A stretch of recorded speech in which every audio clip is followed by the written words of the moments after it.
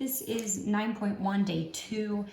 We are continuing to graph quadratics, but we're going to be given less information to start, and we're going to have to find some of those key features ourselves. So just to refresh your memory, what I have here in blue is the standard form for a quadratic function. And why that's going to be so important is we're going to start to use the number in front of x squared and the number in front of x to identify our axis of symmetry. So if you remember, that axis of symmetry is wherever my parabola is, right? That line of symmetry, that vertical line that cuts my parabola in half, is my axis of symmetry. This is algebraically how we find it. So if I don't have the picture, I'm just given the function. How do I find my axis of symmetry? It's a formula. Any of the questions on the 9.1 quiz, the Google form quiz that you have, any questions involving an axis of symmetry where you have to find it, there is a reminder of this formula. So just in case you need that with each problem that you do. So x equals negative b over 2a. And again, the a and the b are going to be called on from that function that's given to you. So let's see what that looks like in terms of a problem. So if you look at number 1, here's my function, my quadratic function, f of x equals x squared plus 6x plus 8. Okay. A is my number that's in front of x squared, which right now I have nothing, which means a is 1. B is the number, so a is in front of x squared, b is what's in front of x. So b in this example is a 6. So I'm taking that and building it into my axis of symmetry formula. X equals negative the opposite of whatever b is, which is 6, over 2, that's in the formula, and then a, whatever that number in front of x squared is, which is 1. I'm going to simplify this. I'm going to reduce it. I'm going to get it as simple as possible, because then I'm going to need to graph, and I'm even going to need to plug it into my function. So I want it to be as simplified as possible. So what is this? Negative 6 over 2, which is negative 3. So my axis of symmetry is x equals negative 3. Remember, you want to be reporting an axis of symmetry as a vertical line equation. So x equals, and then that number. So I'm going to go over to my graph. I'm going to count negative 3 in the x direction. Remember, I'm not going to put a point on my x-axis because that point might not be on my actual graph. So then I don't want to get confused. So I just draw in my dashed vertical line at x equals negative 3 because that is my axis of symmetry. After I find, so my axis of symmetry is step 1. Step 2 is then to find my vertex, because if you remember from yesterday, that vertex point is going to be on this line, which means the x value in my vertex is negative 3 something. So how am I going to find that y value that corresponds to an x value of negative 3? Pretty simple. I'm going to take that x value of negative 3. Look, this literally says x equals negative 3. I'm going to plug in negative 3 for x into my function. So my quadratic function is f of x equals x squared plus 6x plus 8. I now want to find f of negative 3. I want to plug in negative 3 for x. Remember, when you plug in for a variable, when you evaluate for a variable, it is understood that there are parentheses around the variable when you go, before you substitute in that number. So if you don't take a step to write it like this, there's a good chance that you're going to get the wrong answer. It's understood there's parentheses. So inside those parentheses, I'm putting in a negative 3. So why did I make such a big stink about those parentheses? Well, if you remember, negative 3 inside parentheses squared is a positive 9.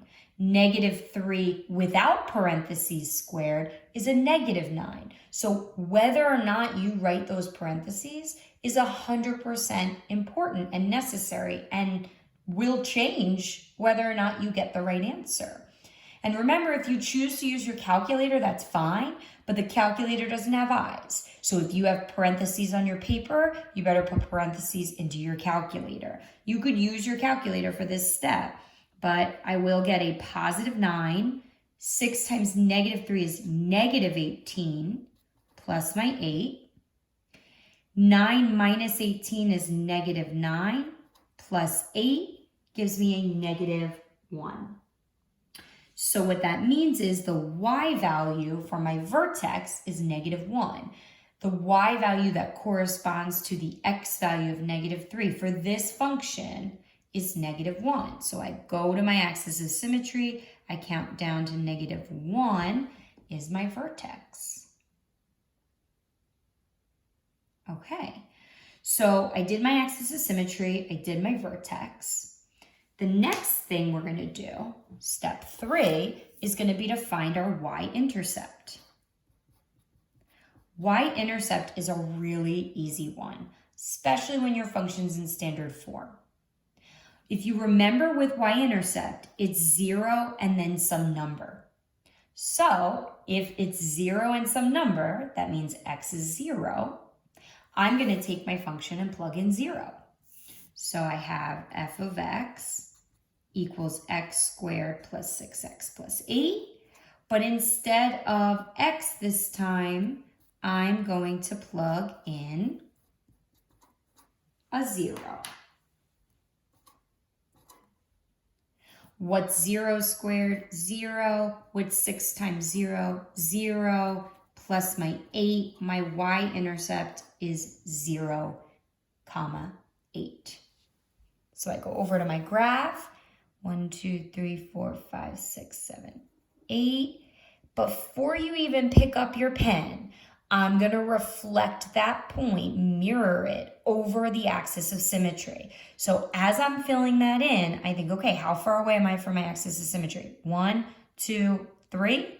Count it again. 1, 2, 3.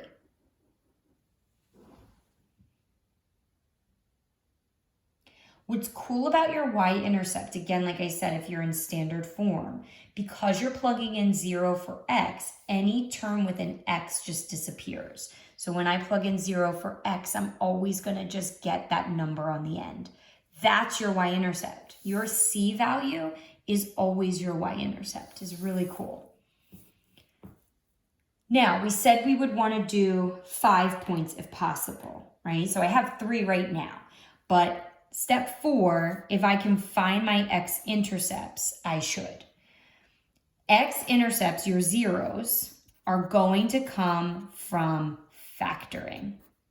When you hear zeros, you should think factoring. If I hear zeros, I think factor. Zeros means factor. Okay.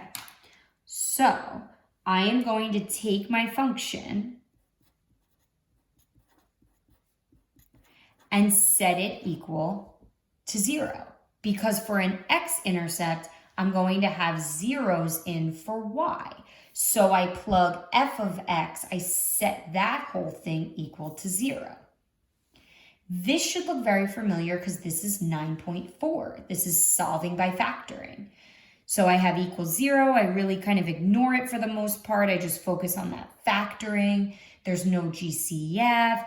There is no number in front of x squared though, so I can go straight to my double bubble. Do you see how factoring is so important? And if you still don't know how to do it, now you have to graph with that knowledge that I haven't yet acquired. It's going to make the graphing so much more difficult than it has to be. Two numbers that multiply to 8 and add to 6 would be 2 and 4.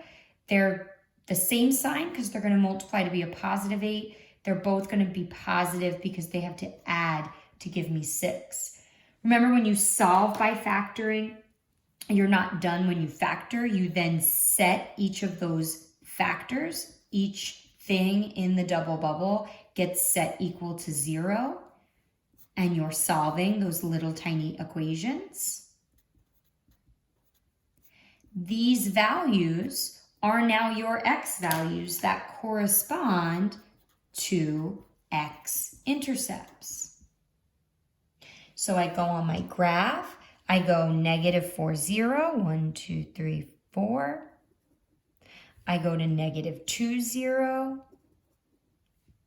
There are my x-intercepts on my graph, and I'm ready to connect the dots. So remember a U shape, not a V shape. Make it nice and curvy. So I have now graphed a quadratic function from scratch without being given the information of my axis of symmetry, my vertex, my y-intercept, my x-intercepts. I'm going to try another one.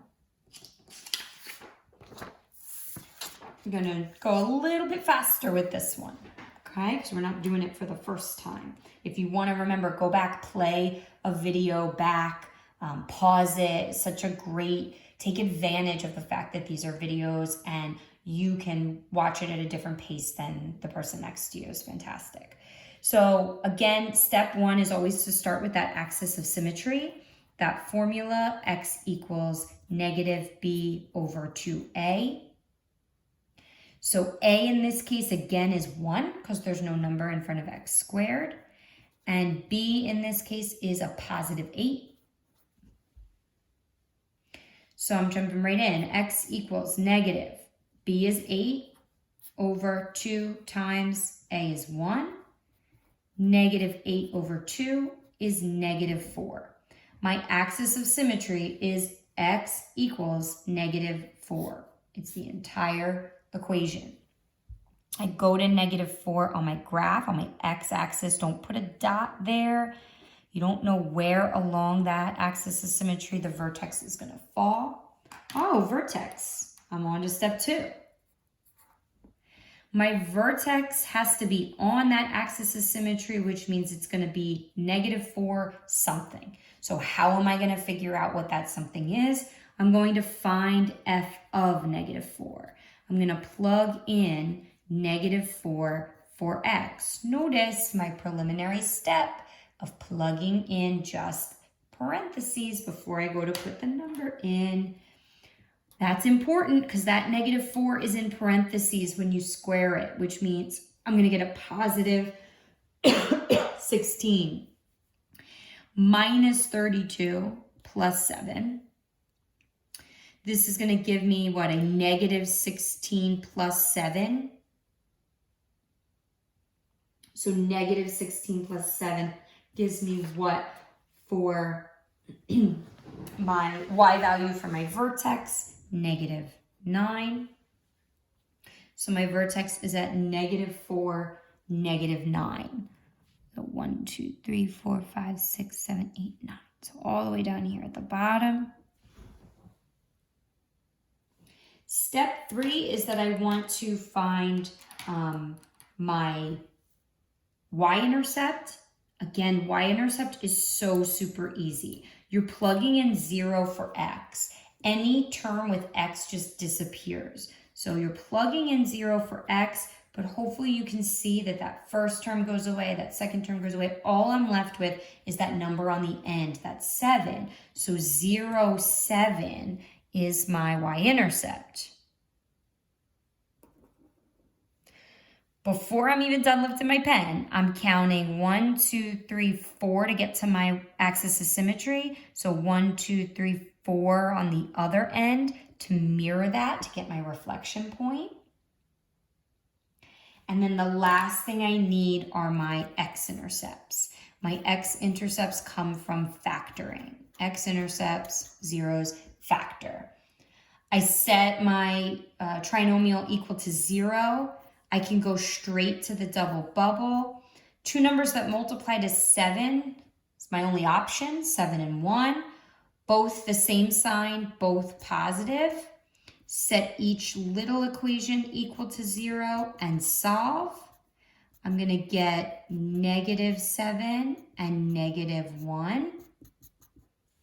Remember, those are ordered pairs. Graphing at -1, 0 and -7, 0.